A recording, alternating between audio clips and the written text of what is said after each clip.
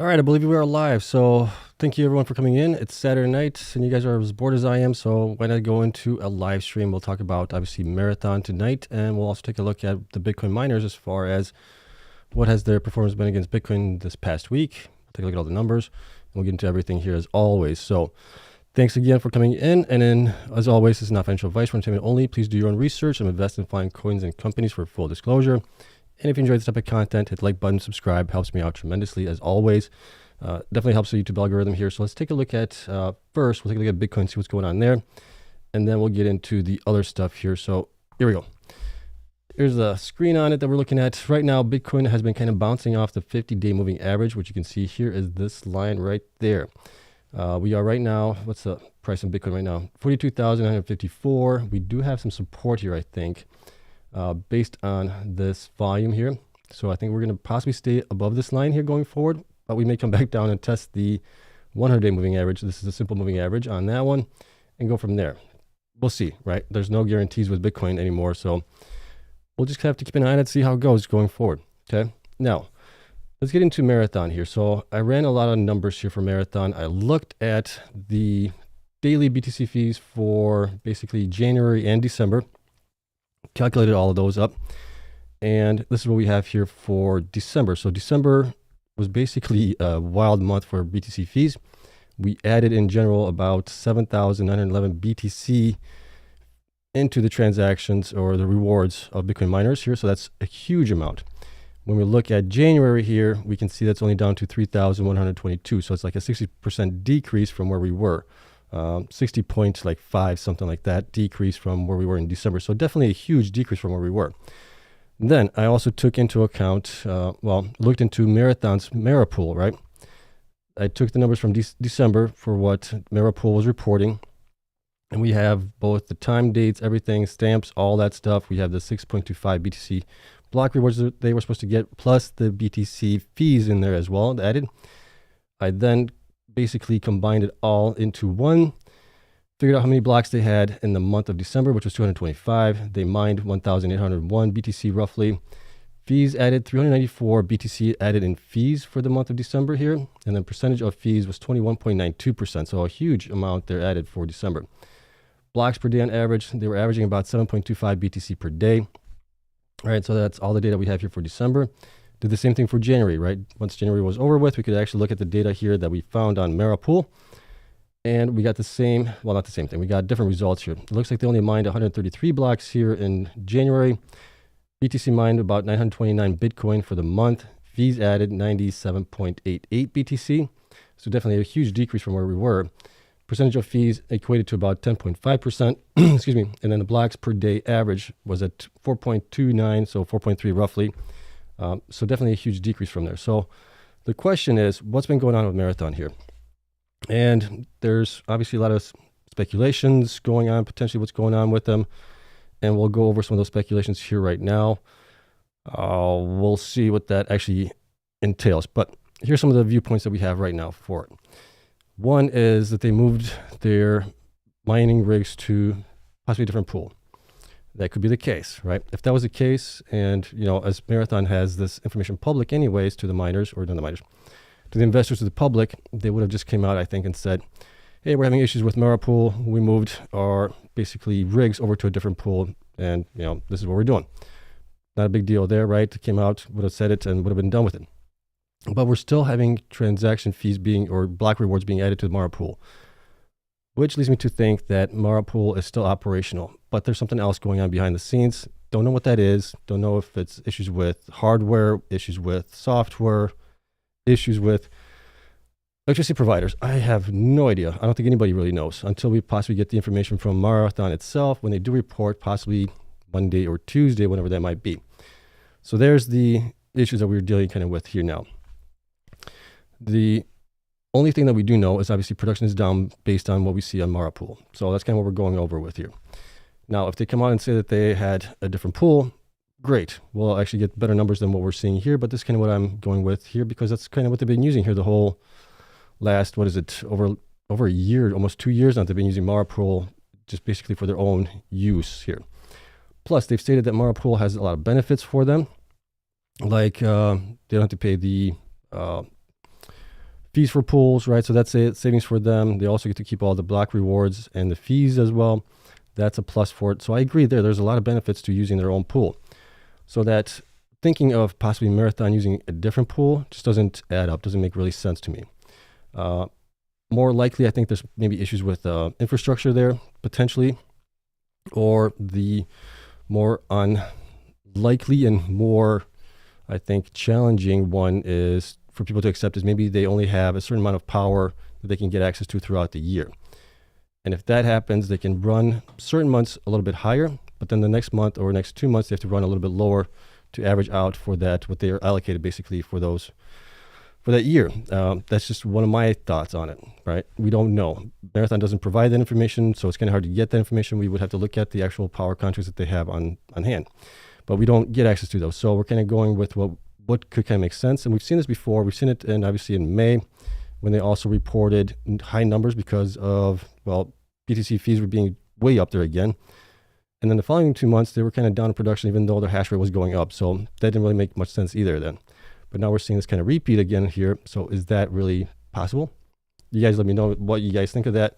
But let's get into some of the numbers here that we do have on them comparison-wise. So what we're doing here is comparing December numbers to basically January numbers based on Mara Pool's information.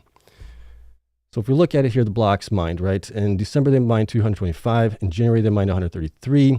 That's a difference of 92 blocks, or a decrease of 40.89% during that time frame. So the difference between the 2 months. Now, BTC mined, obviously, they mined 1.8 thousand roughly in December. January looks like they only mined 929. That is a huge decrease from there as well. That is a difference of 872 BTC. That's 48%. So almost 50% decrease from where they were in December. That is substantial. Whether you like it or not, that is substantial, and there should be an explanation for this. And Marathon, I think, should have been more upfront about it. Because like I said, the Marathon pool is available to the public. People can see it. Analysts can see it. They can see what's going on. I think they should have been more forthcoming, saying, hey, this is what's going on. Here's how we're dealing with it. You know, nothing to worry about. But without them putting out any information out there, it just makes more speculations of the situation, I think. Okay. So there's that. Fees added. They had 394 Bitcoins added in fees for December. Only 97 here in fees for January. So a difference of 297. That's also huge. Well, we know that the fees went down about roughly 60% or something like that from where they were in December. So that's understandable there.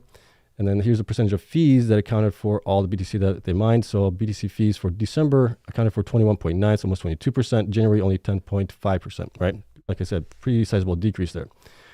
Blocks per day on average, 7.25 in December. January was only 4.29, 4.3. That's a difference of 2.9, almost 3 BTC blocks per day difference there. That's definitely huge. And then BTC without fees. So if we take out the fees that they got from December, they would have only mined about 1,406, and that's based on the number of blocks they mined times the 6.25 BTC rewards per block. Okay, January, it's down to 831, so a little bit less of a decrease here if we compared that to, well, the decrease here is 575 between the 2 months here. So that's a little bit better than the 872 when you include the fees into it, okay?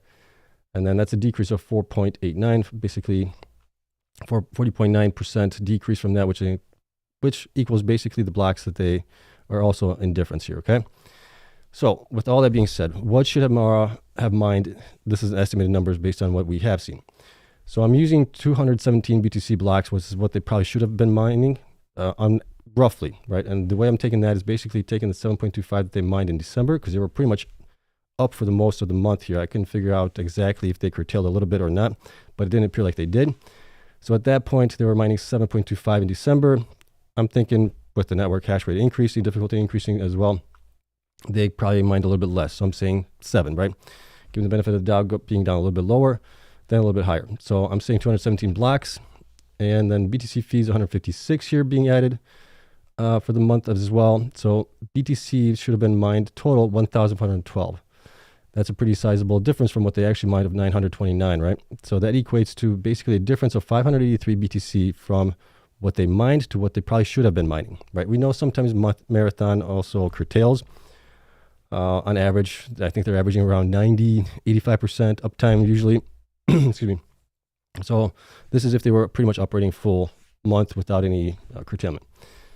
We're using the Bitcoin average price for the month of January of 42,900. That comes out to be a possible 25 million possible loss from not mining, whatever the issues might be there. Okay, so that's kind of where we're getting at. Now, as far as the estimates here, December revenue estimates are 76.58 million, right? January revenue estimate is 39.87 based on what they mined here in January of 929. Difference on that is 36 million. But obviously the Bitcoin transaction fees have come down. That's the reason why. Mainly, a lot of it is contributed to that as well. So that's basically a loss for month to month revenue-wise. We're looking at a 36 million decrease in revenue from December to January. If we look at just the production side of things and what they probably should have been mining here, they would have been only a 25 million loss compared to 36, okay? So that's kind of where we're looking at here. Now, based on all of this, we still really don't know what's going on, right? We're just speculating here as far as what it could be, but whatever it is not good, right? If you're somebody on Marathon, I'm sure you're screaming at the top of the hill trying to figure out what's going on unless they actually know what's going on, and at that point, they're about it and really not addressing the issue here as seen by investors, analysts, public, whatever it might be. So, like I said, if I was Marathon, I'd be out in front of it saying what's going on. I think the more you're open with your investors or everybody else, the better it is. The more you stay behind the curtain and not come out and address what's going on, I think that just obviously, like I said, leads to speculation here. And that's basically what we're doing. We're speculating. Now, if Marathon comes out and says that they used a different mining pool, okay, great. Then why did you move part of it over to your other mining pool? Why the other part is still running on the Marathon pool? Those are some of the questions we might have. If you curtailed, why did you curtail so much, right? Other companies in this time span so far, their BTC mined or revenue, whatever it might be, is like down 20% from the month of January. They're down much more than this. So obviously the weather has contributed to some impact on the other miners. Why has it impacted you guys so much here? What's going on there, right? Is there problems with transformers? Is there problems with different mechanical issues, whatever it might be? Would be nice to know. Or do you actually have issues with your electricity providers? Can you only get so much electricity? I think that would be nice to know as well. I think that should be readily available to investors to know what's going on there. Okay, but that's just my 2 cents on it. Let me know what you guys think. Obviously, we'll discuss it probably in the comments here or in the Q&A here in a little bit. That's kind of what we're going with here. Okay, let me know if you guys, what are your thoughts on this, basically. All right, let's get into the next one here, which is going to be on the miners here. We'll get through this really quick, and then we'll get to the Q&As as well. So as always, we look at this chart first. This is the green bars are for the miners from 52 weeks lows. So how far had they've gone, or how far they've increased in price from the 52-week lows, and what is that percentage based on? And then we look at also from the 52-week highs, which is the red bars here. So how far away are they from the 52-week highs? So Mawson still is outperforming everybody here at 434%. Core was the leader here, but they changed over their ticker symbol to CORZ instead of CORZQ. So that's obviously offset things, but they were the leader here. They were up 1,200 some percent just a week ago or so. So that's still probably the case here. They also finally got out of bankruptcy and they did a reverse split on the stock. So it's obviously having an impact on it right now, but they're still probably the ones that have done the best in the last 52 weeks. Okay, next is Cleanspark up 306%, followed by Marathon 254, Sphere 241% up, Terawolf 229, Bitfarms 229, Bitdeer is 176, BitDigital 163, DMG 126, and Bitcoin is 120%. So a lot of these miners have done a lot better than Bitcoin. Big questionable ones for me are obviously Mawson and Sphere. There's really no reason why they should be up this much based on their operations, based on their debt, based on financials, all this stuff. It's like people are looking to get into miners that have been beaten down and propping them up a lot higher than probably where they should be. Mawson, I think, is a candidate for a takeover or basically a buyout, potentially, come after the halving. Sphere, another one. Argo was another one, but I don't think anybody's going to want to buy Argo. Argo pretty much has only miners here. They don't have really much infrastructure as it is, so there's really no buyout potential there. Argo might be in trouble, but you can see all the ones here that are below Bitcoin right now. And you can see that Hut 8 and Hive are down the most with 41 and 39 respectively here. And then you can obviously see how miners have done over the last 52 weeks as far from the 52-week highs. Bitcoin's still pretty close to that. It's only 11% away. Some of the miners like Hut 8 is away 62% from their 52-week highs. Then you got Iris 60%, and then a lot of them in the 50s and 40s and 30s. So it hasn't been a good couple weeks here for the miners, at least performance-wise. Okay. Now, when we look at the weekly performance here, we can see that at this point, Bitcoin was up last week 3.27% on the week. We had Cleanspark just barely beat them with 3.37% increase, and then Terawolf up 5.33%, which was nice to see. And then Marathon was only up 1.96%, BitDeer 0.79, Hut 8 was basically flat, and then everybody else here has underperformed, and you can see those numbers here as they are right now. Looking at the 4 weeks, not much change there. We do have a little bit of change for a couple of them. BitDeer up 24%, Digihost up 10%. And then we got Bitcoin being down, up 0.78%. Cleanspark's up 1.72, so it's done a little bit better than Bitcoin here in the last 4 weeks. Then Marathon's down 4.1%, and we have a lot of ones that are also down here as well. And then looking at the 8 weeks, now we're seeing Mawson here pop up quite nicely here, being up 94.92%. Who else has done pretty well? Sphere, 37%, DMG, 25%, Digihost, and then pretty much everybody's in the single digits or doing worse. Bitcoin at that point is actually up at 3%. But everybody else is down 20%, 28%, 36%, like Iris here. And then from 12 weeks ago, well, now we get a little bit better situation here. We got pretty much everybody in the green except for Hut 8 being down 11%. Mawson again being up 342% in the last 12 weeks. And like I said, for really no reason there. Who else has done pretty well here? Cleanspark up 110% along with Sphere 3D. Then we got BitDeer, Marathon, Terawolf as well, Argo, Bitfarms, and Bitcoin's only up 18%. So obviously in the last 12 weeks, the miners have done a lot better. And if we look at our table here, we can see that we had somewhat of a green week the prior week, a little bit more red this week. We did have a couple miners that were in the green. So we're kind of going back and forth a little bit on it, but this is kind of like a heat map for the last couple weeks here that we do have it. And this might be for 52 weeks or something like that. Okay, so that's kind of how things stack up there. We'll see how they continue to go forward.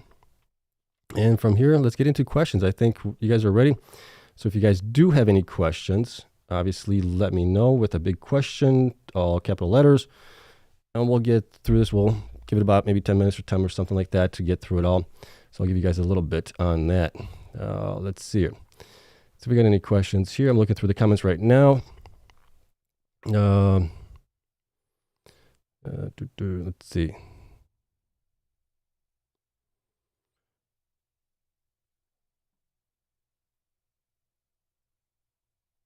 Let's see. Do you guys have a question? Does anyone?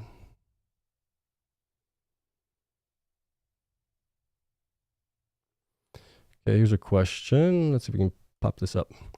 Does anyone know who mines all the BTC from the ETFs? 27.5 billion has gone into the ETFs. The miners should be killing it.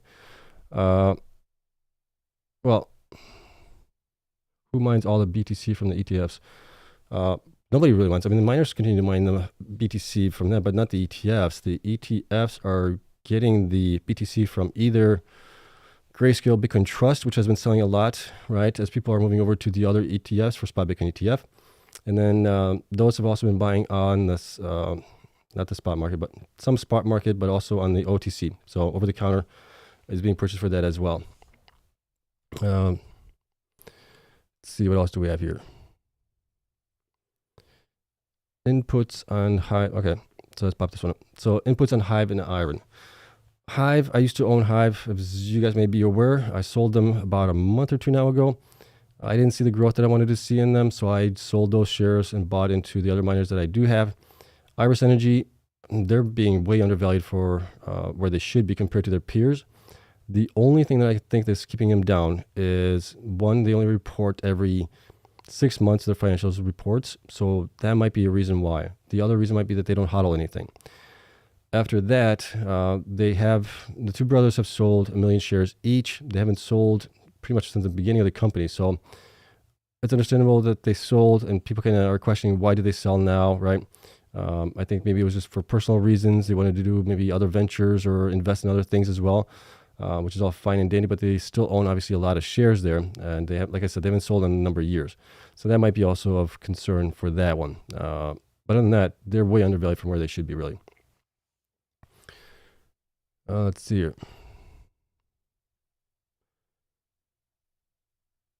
Covered that one. If we go on to the next one. Next question also, if MAR goes down on Monday, would you DCA looking at performance recently? Good question. I don't actually own Marathon, and the main reason I don't own Marathon is when I started getting into the miners, one, their performance at that time was abysmal, and they appeared to be overvalued by my numbers here. So when I was investing, this was back in the early 2022. Nowadays, they've obviously grown a lot better. 2022 was a bad year for them, all in all. But 2023 has been a much better year for them. But their performance here is still, as far as the metrics are concerned, for operations, uptime, and things like that, you can see it by what we're looking at with Marapool right now. It's not great. I don't know what's going on there, why they have to curtail so much, or what's going on with electricity, if anything.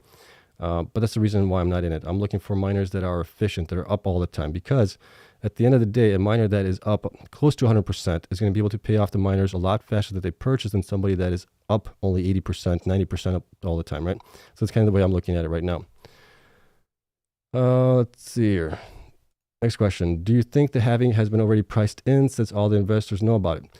Potentially. I mean, we had a nice run up in pricing on miners right before the spot Bitcoin ETFs came out. So that obviously drew a lot of price appreciation in the miners, Bitcoin itself. And then after that, we've seen obviously a pullback in a lot of the miners, down 50%. Bitcoin's only down about 18% or something like that from where it was. So it might be a little bit priced in already. We might still come down a little bit more depending where Bitcoin goes, right? If Bitcoin still continues to hover where it's at or goes up, we might be able to see a little bit of appreciation in miners, but I'm still expecting them to possibly come back down a little bit in price before the halving event. Okay, let's see here. Next question. Where do you see Hut 8 priced after Bitcoin halving? That's a tough one. The concerning part is obviously we talked about the story yesterday where Marathon is basically kicking them out of the two facilities that they purchased, right? They were managing those facilities, and they also had some mining in there for self-mining. I'm going to see if I can find information out as far as how much exahash was there and where is Hut 8 going to possibly move that where are they going to move that, not information, but the hash rate over. They're going to have to put it someplace. So if it's a lot of hash rate, right, it's going to be tough to move that over to someplace else. But if it's not a lot, then it probably shouldn't be an issue. But still want to find out that, because that could obviously come to hurt them. Plus, like I said before, Hut 8 has a lot of older machines that were basically legacy machines from Hut 8 itself before they merged with USBTC. They need to upgrade those suckers as fast as they can, and we really haven't heard anything about that. So we're kind of waiting on that as well. Let's see here. We got Gary Gensler asking, question, top 5 miners surviving halving 1 through 5. I don't know 1 through 5, but I'm going to go basically in alphabetical order. So I think Bitfarms, Cleanspark, Iris Energy, Marathon, Riot for sure. Then you got, who else do you have here? Hive has done really well in the halvings before. You got other ones in there. Cipher, BitDeer will do fine. Core, right? Those guys will probably do fine as well. Okay, next question here is, which miners do you think won't survive the halving? So I talked about this a little bit earlier in the video. I think Mawson is a candidate that's going to be in trouble. Argo possibly as well. Argo doesn't have any facilities. All they have is their own machines. They host everything, pretty much everything, not everything, but pretty much with Galaxy Digital, right, when they sold the facility to them. So that's those two. Sphere is another one that's potentially on the chopping block there as well. They're going to have a hard time. Who else do I think? Maybe some of the smaller miners. I can't remember if it's DMG or Digihost. One of those two has not as good of a balance sheet as the other one. I'll have to look at the numbers, but one of those two. So don't quote me on that one. But yeah, I think those are the ones that might be in trouble come halving. Let's see here.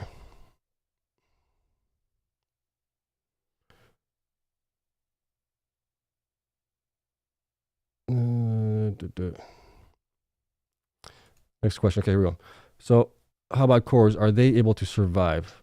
Yeah, I mean, after they got out of Chapter 11 bankruptcy, they pushed a lot of the debt that they have out a number of years out until they have to pay for it. So that's going to help them out. They're also mining. Well, last year they actually mined the most Bitcoin compared to like Marathon, right? Marathon was in second place. CORZ was the #1 spot. As long as they continue to do that, they are also getting miners from Bitmain for self-mining and for hosting. That should help there as well. I've also seen that their operations as far as for hosting has improved. So they've actually become profitable in that now. So that's a good one there. I think they should do fine. The only question with them is how much dilution are we going to see in the next year for them to continue to try and build out, I guess. That's the only question, really. But I think they should be fine as long as they keep expenses pretty lean going forward, which I think they pretty much have to, but they will. Okay, next here. Next question is supply of Bitcoin decreasing after outflows slowed from GBTC? Well, it's going to definitely slow. The supply is going to definitely slow down after the halving event. Right now, we're still getting 900 Bitcoin on average a day. But after the halving event, we're going to go down to 450. That should be a supply shock going forward. So I think that's going to obviously play into it. Plus, with the amount that the Bitcoin Trust, not Bitcoin Trust, ETFs are buying, it has been improving. We're down a little bit here in the last couple of days, I think, from what I've read on Reddit here, or not Reddit, Twitter. Okay, let's see. Next question here. Not a financial advice, but do you recommend starting DCA and CORZ now? It has been beaten down a lot recently. That is obviously your individual decision on what you do there. I will tell you that my dad has bought quite a sizable number of shares in them before they went bankrupt. And then after they went bankrupt, he dollar cost averaged into them some more. I think right now he's like basically a break even with them from where everything is at. He's still holding on to them. But like I said, the big question with them is how much will they dilute going forward, right? So that's one of those things that might keep the stock down. So if you have a longer time frame horizon for this, it might not be a bad idea to dollar cost average in, especially if your price is much higher than what it is right now. Okay, and as always, not financial advice. Okay. Inputs on Terawolf here. So Terawolf has great operations. The only thing that's really holding them back is their debt, right? They have to pay about 40 million down on the debt that they have by April 1st. They were supposed to pay like 11 or 14 million of that down in January. When they reported their production updates for January, they did not include anything about that. So I'm questioning if they did it or if they didn't do it, right? I wish they would have provided some information that they paid it down, and here's what we have left to pay down before April 1st. At that point, they'll be down to like 100 million or so debt left that's going to be due at the end of the year, I think. So they're going to have to restructure that debt going forward or dilute in order to pay it down or pay it off completely. That will be interesting to see on that one. Okay. Next question here is, do you think it's a good idea to buy Cipher Cores warrants? Good question. Unfortunately, I don't have the answer for you. I don't know enough about how warrants work to give you a good answer on it as far as where they are right now. That's my honest truth, unfortunately. So if anybody does have that information, leave a comment, obviously, in the chat here.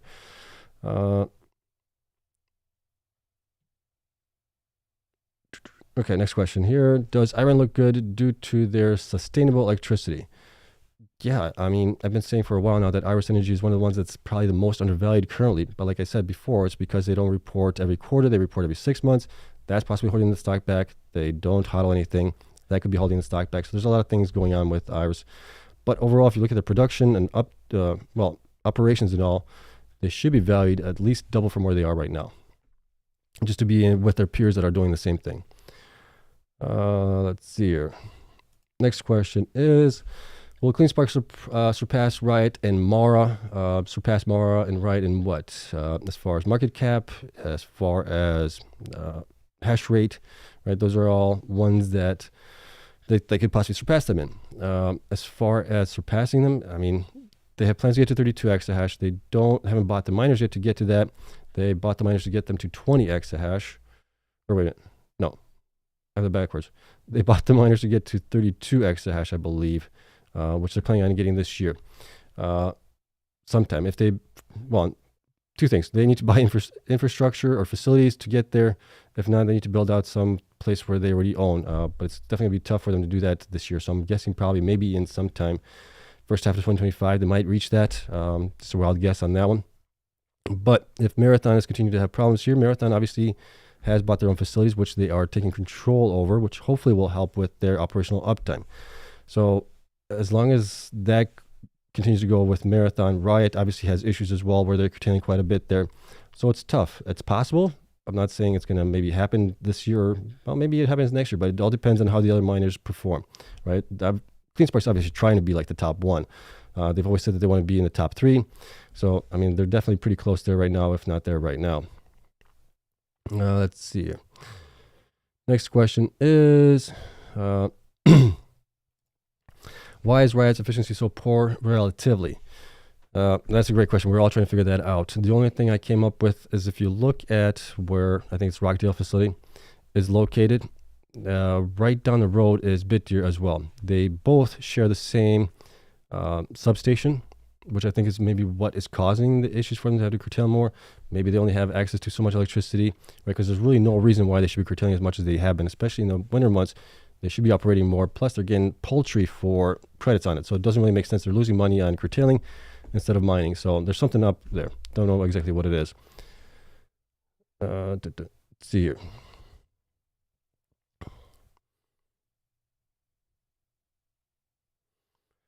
Okay, next question. Not financial advice. I own Cleanspark. I'm looking to add another miner. Would you add Cipher, Bitfarms, or Riot? Buying now, selling 2025. I think those three are good choices, right? You could also include in there Marathon, Iris Energy in there as well. Any of those I think that you buy. The ones that are growing, have a good, healthy balance sheet going forward, are the ones to really look out for, look at getting into if you want to get into those, right? As far as which ones you buy, that's up to you. We kind of covered this question already. Which miners will survive the halving? I think pretty much the ones that have a good balance sheet, good growth going forward. Some of the smaller ones that have bad debt, things like that will not survive, or just bad operations overall will not survive on that one. So I think that is it. We've definitely got longer than 10 minutes. I hope you guys enjoyed it. If you did, hit the like button, subscribe, helps me out tremendously. As always, the spreadsheets are available to my Patreon members. The link is down in the description for that as well. That's only $8 a month, and you still might be able to find a couple spots that are for like $5 and $4 that people have left those spots. So thank you so much for coming in. I greatly appreciate you guys doing that. Great questions, and we'll do this again probably on Wednesday. So the plan going forward is live streams on Saturday and on Wednesdays. After that, we'll do the regular videos that I do, where I record them, upload them, and then we'll do a live chat or something like that afterwards. Okay, but that's it. Thanks again. Hope you guys have a great weekend. I'll see you guys in the next one. Until then.